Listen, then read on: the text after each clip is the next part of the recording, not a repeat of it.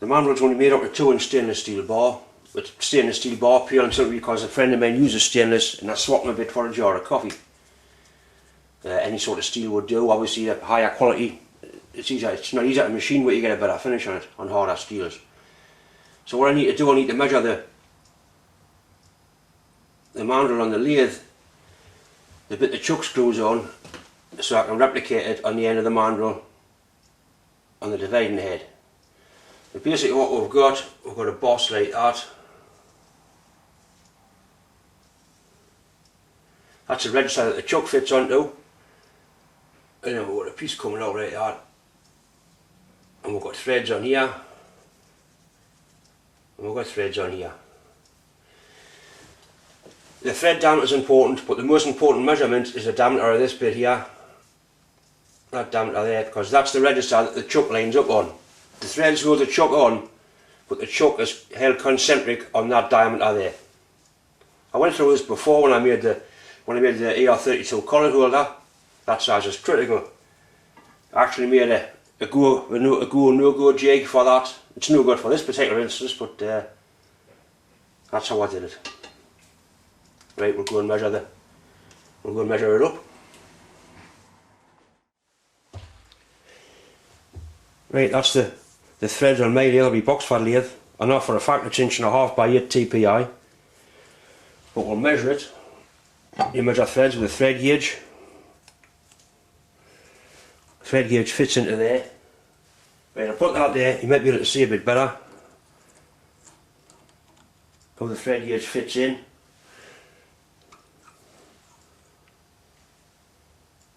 So know the threads, 8 threads to the inch. We need to know the diameter of that register there. That's the most important part on the whole job. I know it's 1.5 inches, but it's 1.5 inches.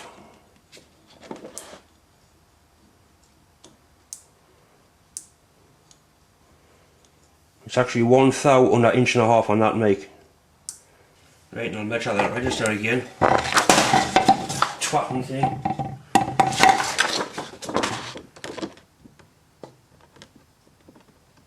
Very well organised this morning. Fucking organise it out.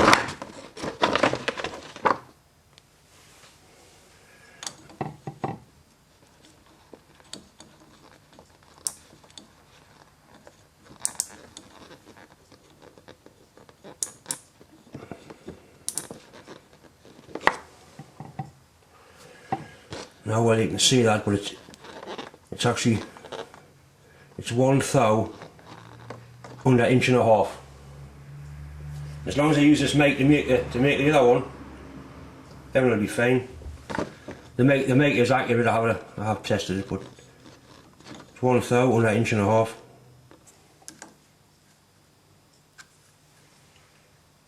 20/1000 under 1 inch. So we'll call that an inch. There's a piece there. That's where the screw cutting tool will run into. I'm not concerned about the hole up there. That's number 3 most tape as it happens.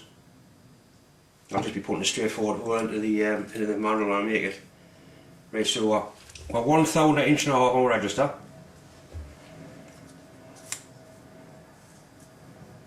We need to know the length of the register. What I'll do, I'll measure that off my chuck. Get the length of that.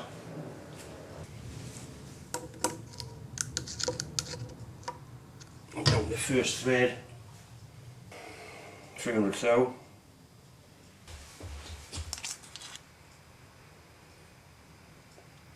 That's 1/4 inch, 250 thou. Right, so we'll put our sizes on. Right, so that size there is 1.499, 1/1000 under 1.5 inches. That bit there, 250 thou, 1/4 inch. Thread, 8 TPI, 8 threads to the inch. Total length's an inch, so that means we've got there to there. We've got 750 thou just 3/4 of an inch, the thread. Now you recess in here just for the screw cutting tool to end up in. What I'll do, I'll put the 3/0 chuck on. I'll put the bar in the 3/0 chuck with a fixed steady on, face the ends and centre them both. You make sure it's nice and clean. A few drops of oil can't hurt. Got to look after that. If you damage that part of the lathe, you're not going to get accuracy. Screw the chuck on. Spin lock in, just a nip, that's all it takes. The chuck will tighten itself on as it's being machined. I had a board on the bed all the time, so if I was to drop something, it's not going to damage my lathe bed. Nothing looks worse than dings and chips out of a lathe bed. Something as simple as that can stop all the problems. Here's one or two little marks on here, but they were there when I bought it.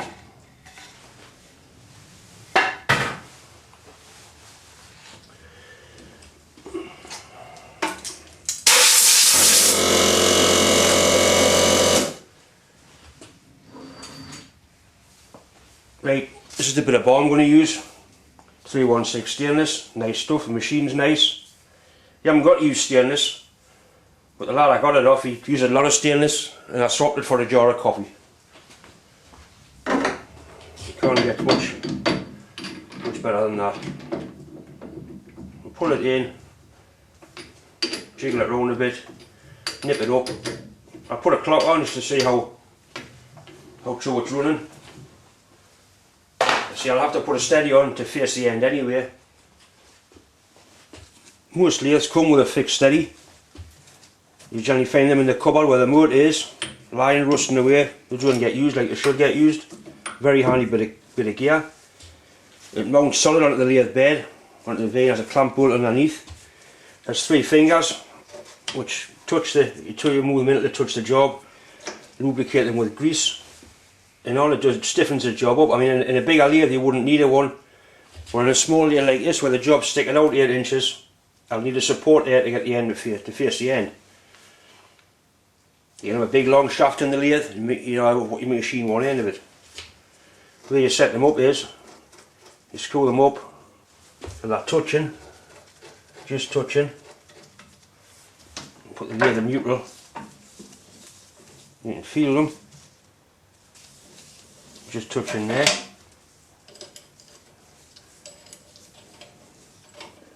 And nip the nuts up. So I'm going to put them too tight, just enough, just touching's nice.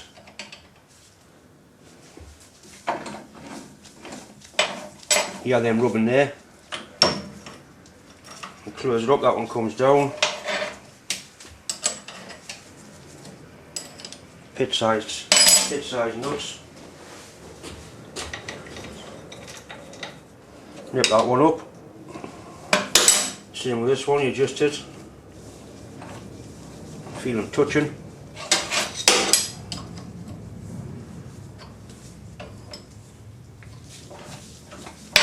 Right there, touching there.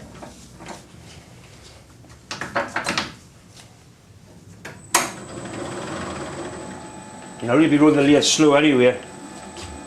Right, so we've got that set up. We can move it to this end of the bar and machine the bar. Everything's nipped up.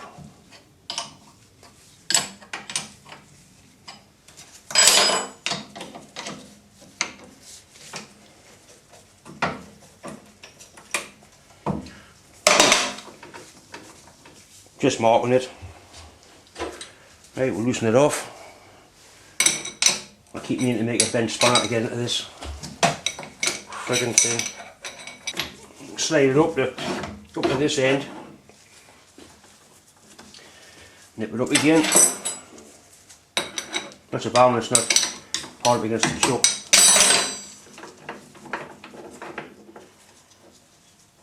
It's locked on it. Fits on the V on the back of the bed. So when you tighten it tightens down in the same place.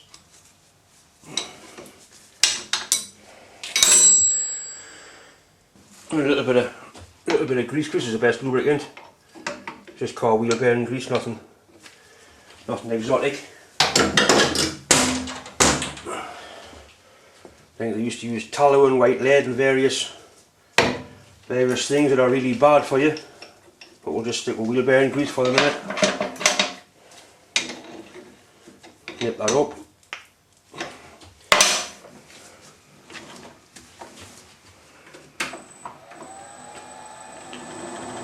You can hear it rubbing, but it's not excessive. Right, all I want to do is get the end of bar square. The tool I'm going to use, right hand knife tool. You do a lot of work with the right hand knife tool on a lathe. It's set on centre height, I know it is because it's used all the time. Right, we'll set the lathe away.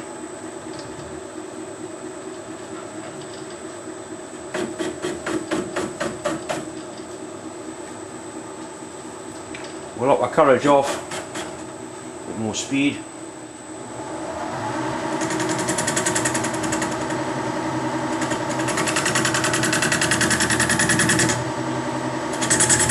Keep stopping and checking for your checker temperature. These are cast iron pads on these. Sometimes you use bronze pads, sometimes you use a bearing, a wheel. Trouble with a bearing is if you get a bit of shape behind it, it'll mark your job.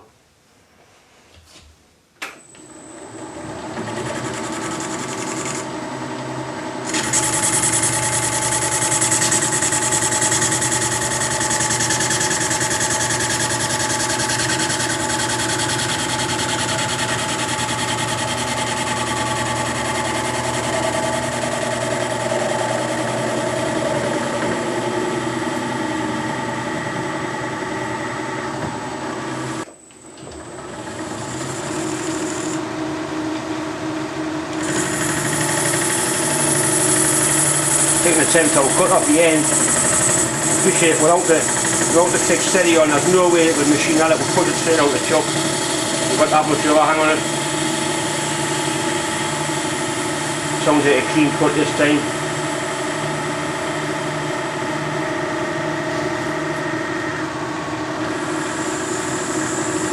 We'll whisper it, a couple of thou.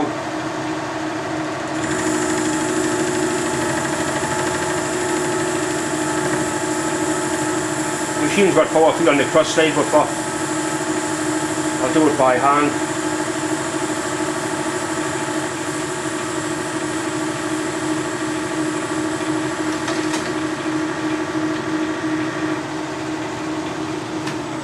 Right. Nice flat finish, nice flat face. On a job like this, the tailstock alignment's critical. It was set up just the idea, it was checked, but what I'll do is I'm machining the shaft. I'll keep checking it, I might have to tweak it slightly. A decent size centre drill mark on the end here because there's some quite heavy turning got to go on it.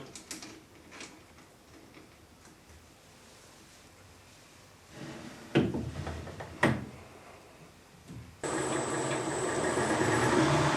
bit of oil always helps.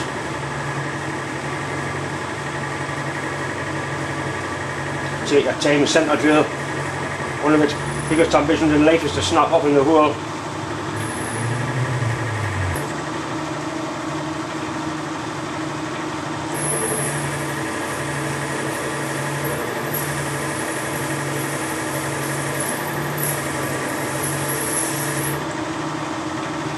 That'll do. Right, now we can turn it round and prep your end just the same.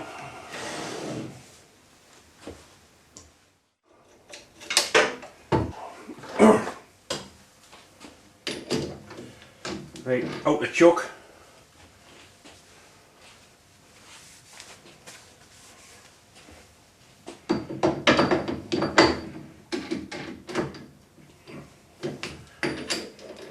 You put it in the chuck, you can snug it up, you can feel it go into place quite nicely. Same again, bearing grease.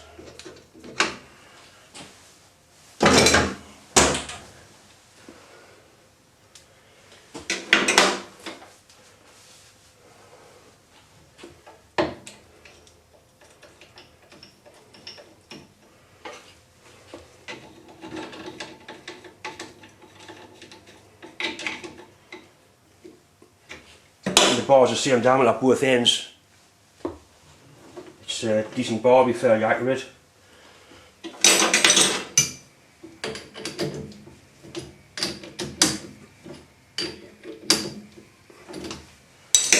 So once again we'll machine the end square. Just touching, block the carriage off. This end's better than the other end. Nowhere near as much to come off.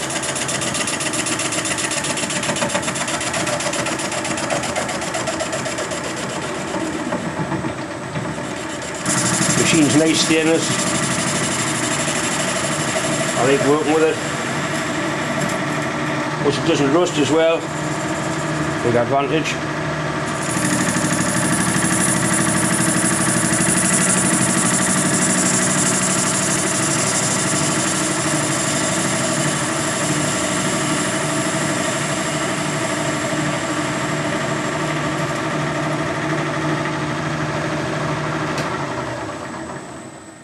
So the tool leaves no pip on the end, because it's dead on centre height. There's a little bit there, but it doesn't matter. It's got to be machined anyway at the length. Right, centre drill time.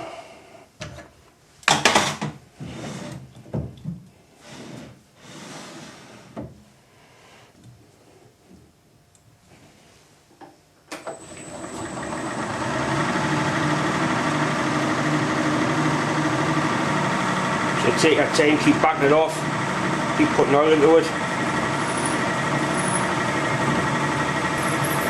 This is just light engine oil, car engine oil, mixed with a bit of paraffin. Use it for most small, like a brush on, it's ideal for brushing on, for cutting like this, good for using taps and dies with. The nail's got white water on, soluble oil. I use that quite a lot as well.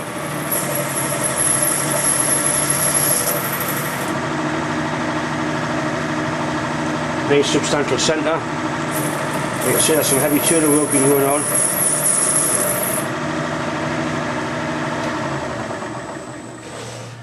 Once again,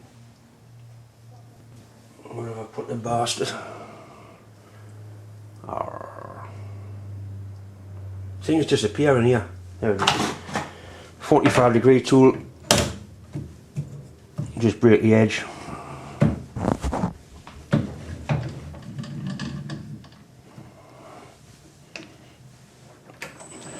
Put a little chamfer on the edge.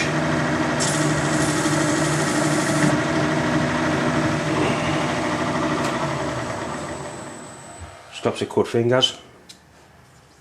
Right, what I'm going to do, I'll take a light cut on the bar end, use my make sure the lathe is turning parallel. You've got to appreciate you've got all this wafting round up here, there's no guards on it. You've got to be careful, you don't want to get stuck in there. I've got my right hand knife tool in. Decent speed. Put a power feed on it.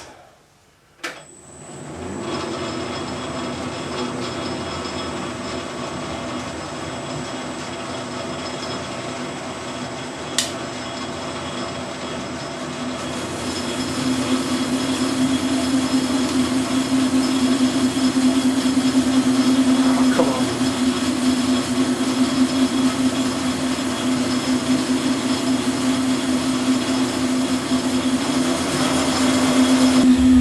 As you can hear, I've got a bit of chattering going on. I've played on with the speed, it'll be no difference. I'm going to try speeding the feed up a bit.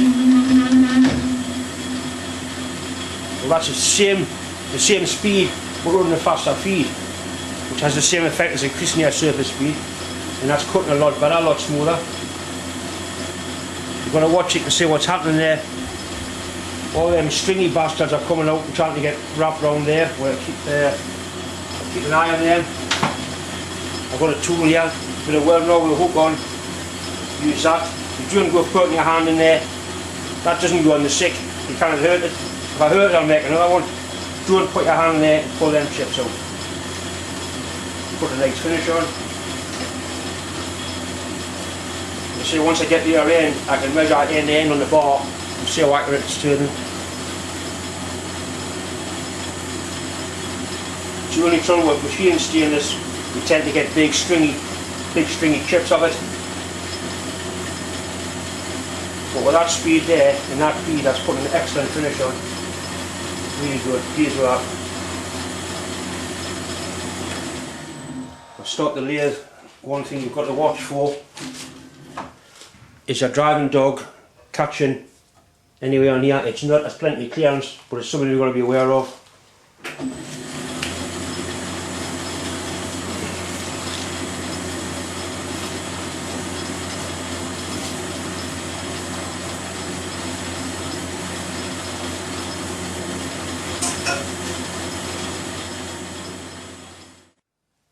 Right, we're back to the other end.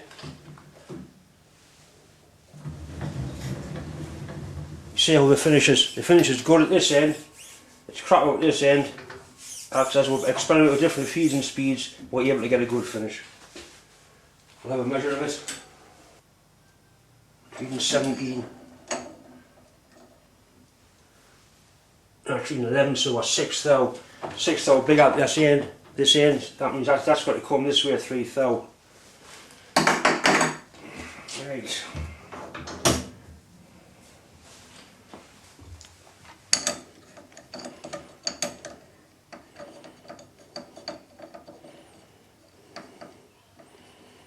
We're reading of 11 at that end and a reading of 16 at this end, so it is 4 thou. This side's bigger, so it wants to come, it tells that it wants to come towards me. There's a couple of Allen bolts in there to adjust it. You know, you loosen that off. We'll zero our clock. I want that to come towards me 4 thou. So I remember rightly, you loosen this one off.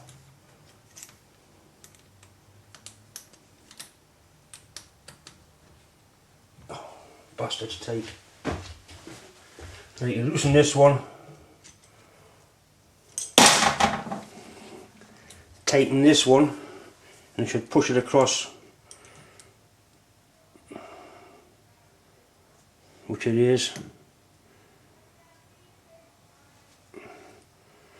Will appear to be 4 thou. Right, what we'll do now, we'll take another cut.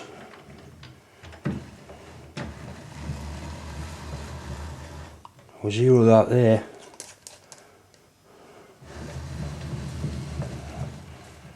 It's too far, it's come too far.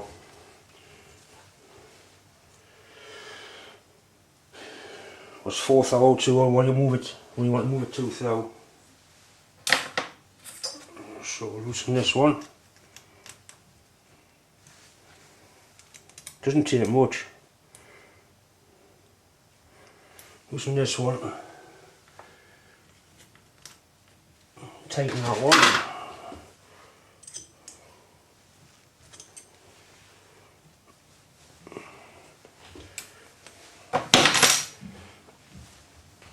Set my centre. We'll call this end 0, which it is.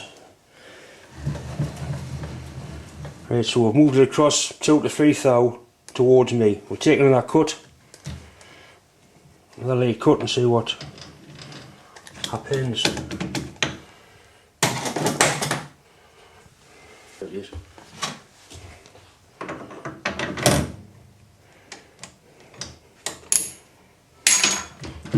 Right.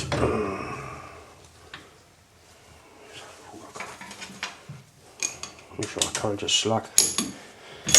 Right, so to take another light cut, very light cut.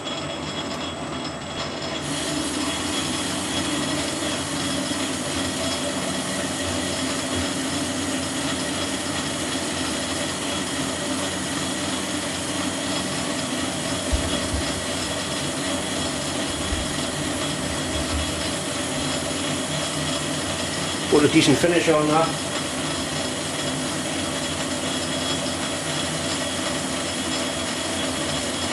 In a production environment, the lathe will be screaming really fast, and you put a real fast cut on, fast feed. You kind of do it with this.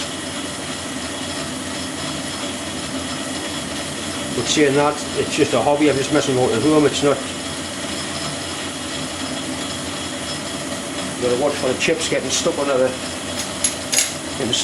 So you keep your hands away from that guiding dog. You use a bit of way out of the hook on the end. I've had it for years. Never complained yet. Doesn't go on the sick, doesn't go on the piss. It's not cheeky, doesn't catch your tabs. Right, it's gone in the end. This end's now at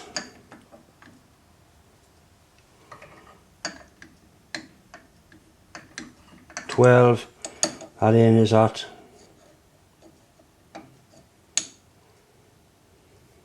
just under 12. So we've got maybe half a thou end to end. I'm going to take one more cut. It's actually cut down to about there, then stop cutting. 12. Just under. One more cut will probably see it sorted. Take the 1 thou aside, 2 thou of it. Put it on you. The centres, make sure they don't get too tight or too slacking off. That being a rotating centre, it shouldn't. What you've got to watch for is when you're doing heavy cuts and the bar gets hot, it starts to expand.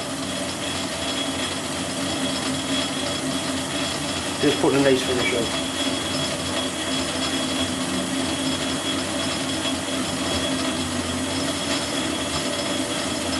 In case of getting the speed and the feed just right. We're going to do our finished cuts and we get down to size. I'll put a new tip in.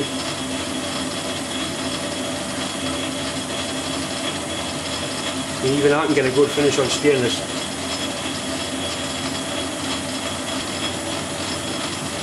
Watching for them bastards getting stuck. Horrible. Really sharp, nasty.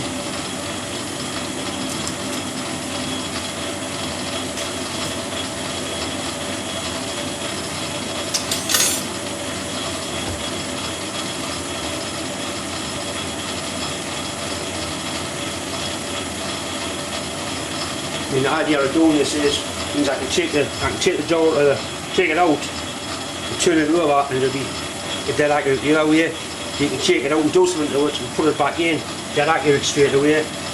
The only other way to do it's a 4-jaw chuck, and that takes time setting it up. You can get 100% accurate, but with this you can't go wrong. So you're turning between centres is no school way of doing things. Before that, really accurate collar chucks and whatnot. But it still works, it's still used.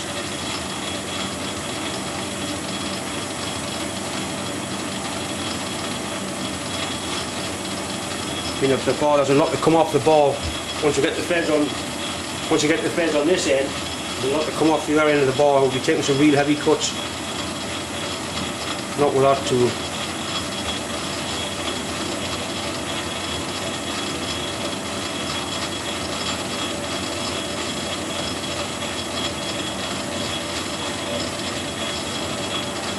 This is much better than playing with wood patterns.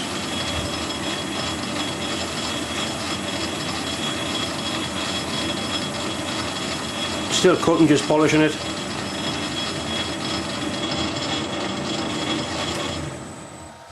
Right, we'll have a measure.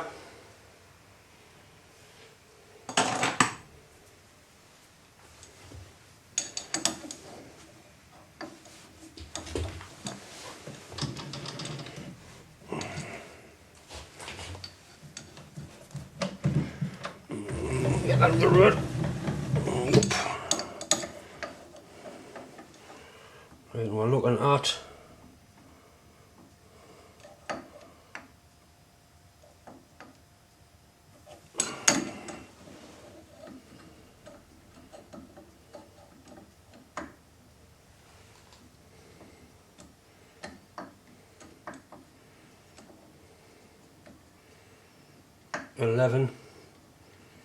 11 there, and this side is 11 1/4. So we've got quarter of a thousandth of an inch difference between there and there. If that's an 8-inch shaft, that's pretty good. I don't think I'll get any better than that.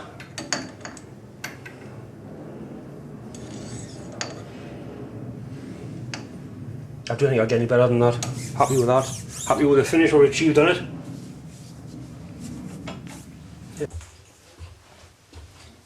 Right, I'm going to machine the threads on this end first to fit the box for chucks. I'm fairly confident I can get the rest of the shaft without making any disasters. So I'm going to put the thread on here. If I make a mistake, there's enough metal to chop it off and do them again. What I've done, I've turned the carriage up, the touches, the end of the bar. I've zeroed the compound slide. The piece, the threads and the shoulder are 1 inch long, which is 10 turns on here. 1, 2, 6.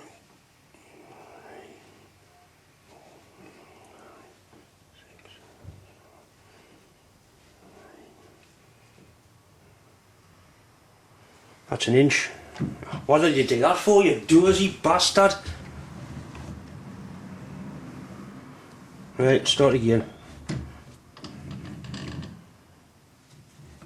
0, 10 turns. So that should be 1 inch.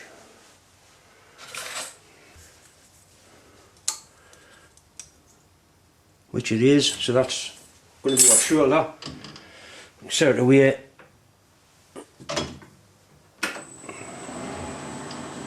Put a mark on there.